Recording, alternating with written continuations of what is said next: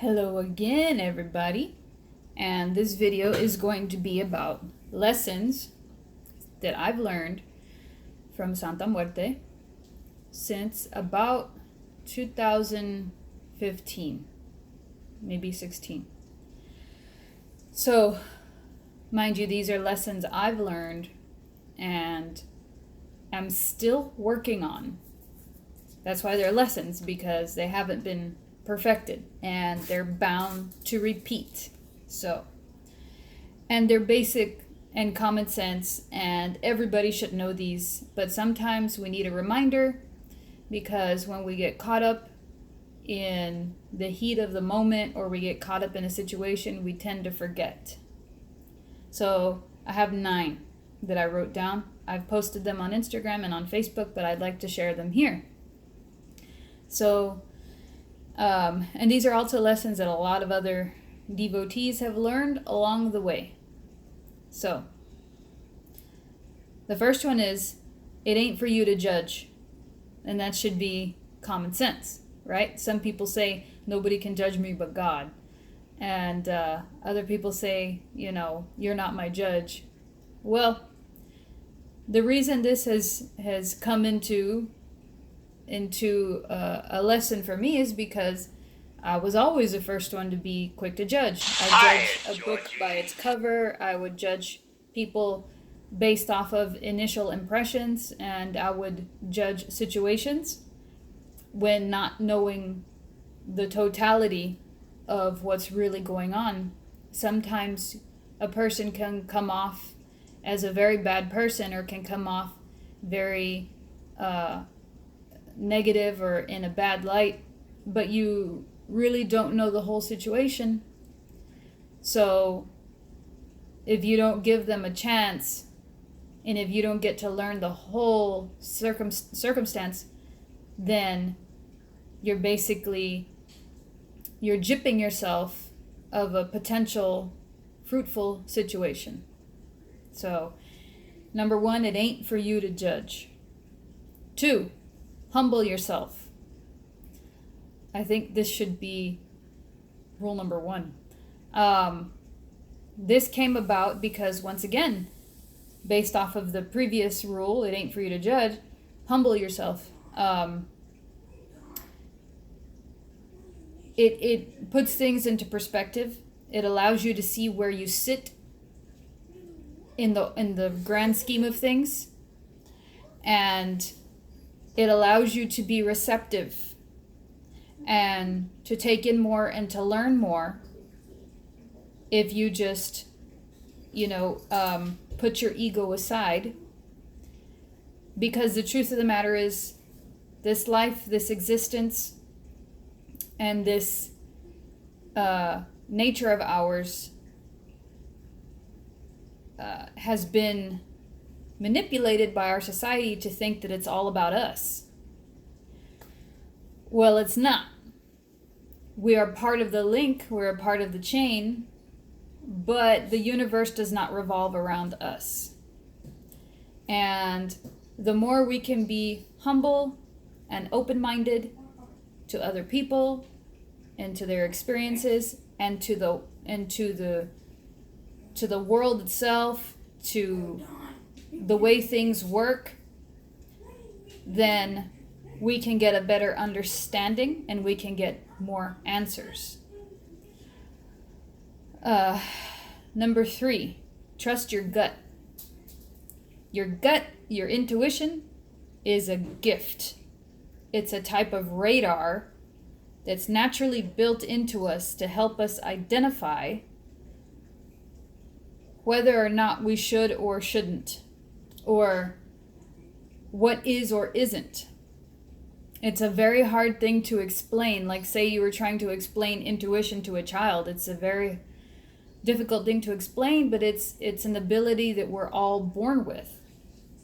And a lot of us brush it aside and we ignore it because a lot of us try to have a logical mindset. We try to convince ourselves that, this natural ability is an added extra that's unnecessary, you know. But if you're at all joining or interested in anything involving any kind of spiritual community, trusting your gut is key number one on being in tuned with the energies around you. If you are more free floating and more passive to that natural intuition and to the energies around you, for the most part, that gut feeling will never lead you astray. Oh, I always had a bad feeling about that person. I just never really had any grounds to base it off of. Well, then you find out that that person was truly up to no good. And even though it's not for you to judge, your intuition told you just don't say nothing, just kind of mind your P's and Q's and stay quiet, stay passive. Don't directly involve yourself in that person's life, you know. Come to find out that that person was probably, that your intuition was probably right about that person. And not only people, but circumstances, you know. You're walking into a dark alley, and your gut tells you, gee, I probably shouldn't be walking down this dark alley in the middle of the night because possibly something bad might happen. You know, that intuition is a great big what if that can save lives. So I think that trusting your gut should go without saying. It is a natural ability that we need to acknowledge more and stop brushing it off. Number 4. Hold on just a second. Okay, number 4. Want it, work for it. We live in a society that wants everything handed to them. We live in a time frame in which we have all this information available to us, but we still want somebody else to Google it for us, you know? Or we still want somebody else to do all the learning for us and we don't have to do it on our own. Guys, some of the biggest rewards come when you do the work yourself.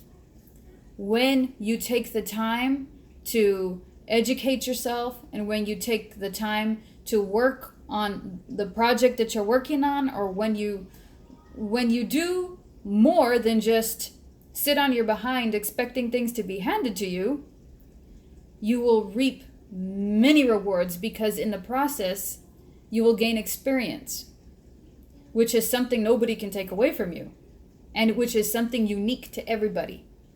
So if you want it, work for it. Don't expect it to all be handed to you. As they say, God helps those who help themselves. That's where that comes from. You know, you can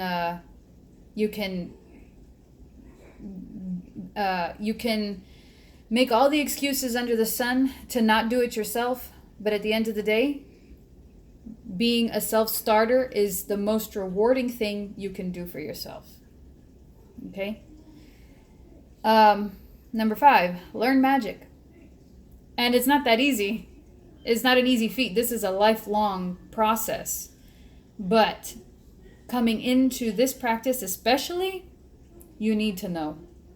You need to know all about it. You need to know at least the basics.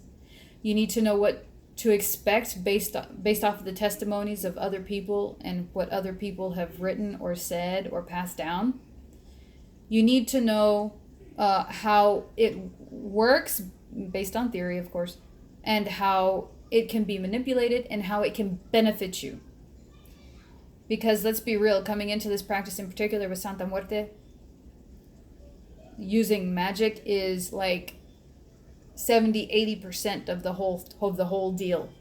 You can't come in this practice not knowing at least a bare bones basic understanding or foundation of magic. You just can't. It's not going to work out for you. You're going to have so many questions. So with that being said, go online, Google Wicca book, Wicca PDF free download.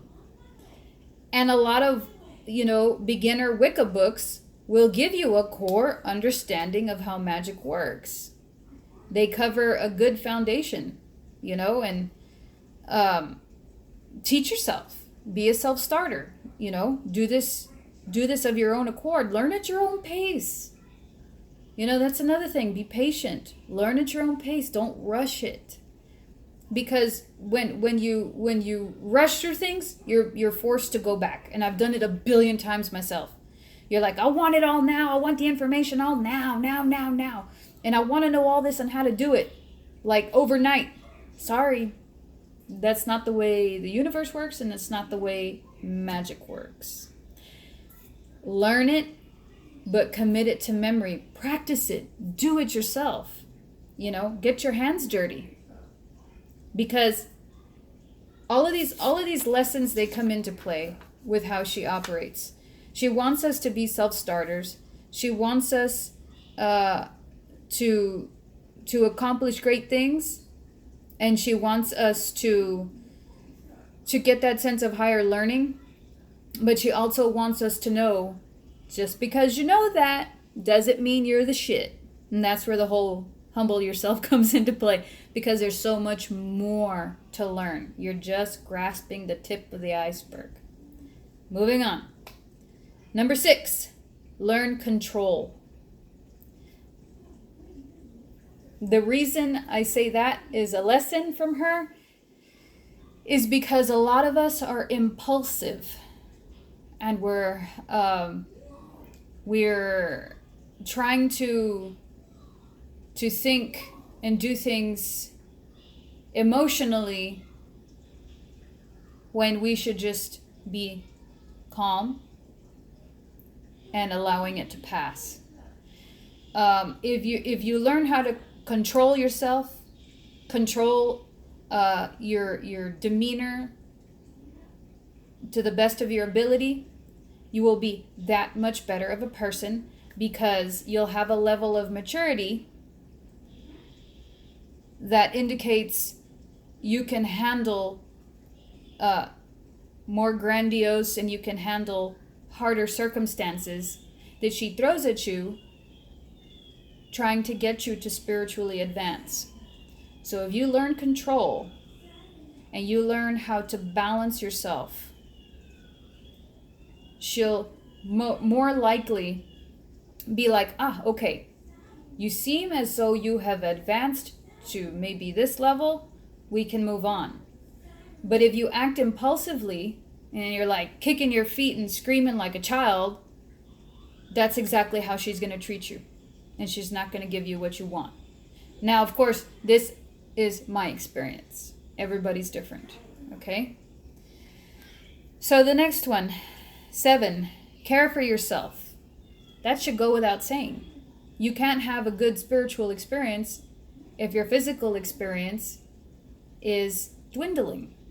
You can't expect to be connected to the spiritual realm or to the magical realm or even to this mundane world if you're not taking care of yourself. It's common sense.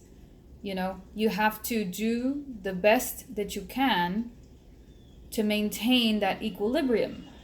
And yes, it's basically saying don't abuse your body.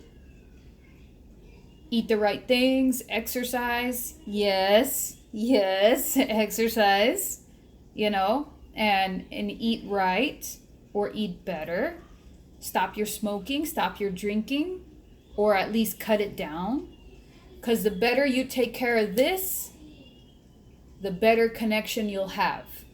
Some people even say eating whole foods, eating majority whole foods, and just drinking water and maybe teas actually elevates their spiritual connection. I've heard this on a multitude of occasions. I'm not trying to sell anything, but I did notice that when I stopped drinking soft drinks and when I stopped eating so much junk food, I was better able to connect. Some people will say it's because your pineal gland has decalcified or your third eye is now open because now there's not so much junk blocking it. And we can go off on a tangent about what's in our food. But yes, doesn't it make sense that if you have a clean body, you have a clean connection? Okay.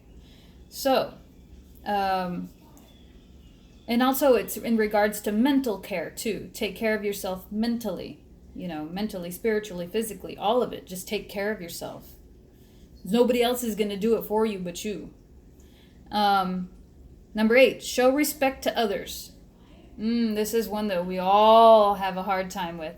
It's just that person was being a jerk. That person was testing my patience, or that person was being nasty to me, or that person is deserving of my rebuttal, or that person is deserving of this because they did this.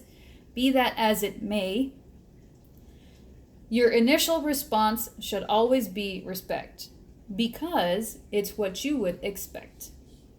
If we can all learn to respect each other, I'm not saying love each other, I'm not saying agree with each other, I'm not saying, even like each other, I'm saying respect each other, then I think, this whole thing would be a whole hell of a lot easier. But she taught me just respect other people as people. Just respect them as a person. Know that they've gone through hardships. Know that they are going through that they are going through ordeals, and know that they are just as much in this human condition as you are. So give them the benefit of the doubt and at least show them respect. That's it. Hi, George. Sorry. So, yeah. Last one. And this one is a big one. This one, I get in trouble for a lot. Stop running your mouth. We are all guilty of it. We are also opinionated. We are all so opinionated. We all have our own perspective and we just want to get it out there. Guilty, But this can make you or break you. She told me you need to be using that for prayer, for prayer, for spreading knowledge, and for and for education, and for helping, and obviously, for your day-to-day needs. But the moment you use that thing to gossip and to spread lies and to spread judgment is the moment that essentially you're losing brownie points, because it shows a lack of immaturity. It shows a lack of a deeper, lower level of the human condition. And if we're trying to elevate ourselves, we're moving backwards. Now, yes, I'm guilty of all of these things. And still, even now, I do all of them wrong. But this is one of those works in progress. And I wanted just to take this moment to do this video for you to know that it's not only me, it's a plethora of other devotees that I've spoken to that have specifically stated these lessons in particular. And they say, oh my God, she told me the same exact thing, that I need to be doing this. And it's funny because a lot of these things are common sense. I mean, we live in 2019, This is not the dawn of man. These are all things that we figured out the hard way through bloodshed and through wars and massacre and, just total and complete annihilation of the human race. We figured these things out. So we need to pay mind to these things, and we need to help ourselves and help others and apply these teachings. So, like I said, these are just ones that I have gotten. Different people may have gotten different things, and this would be a perfect opportunity down below, if you've gotten certain lessons from her specifically, and you want to share them, by all means do it. I would love to read them. Most certainly love to read them. But yeah, so that's all I got for today. Thank you guys for watching. Thank you guys for watching all these videos and for being so patient and for being so supportive. So that's all I have for right now, and I'll see you guys next time.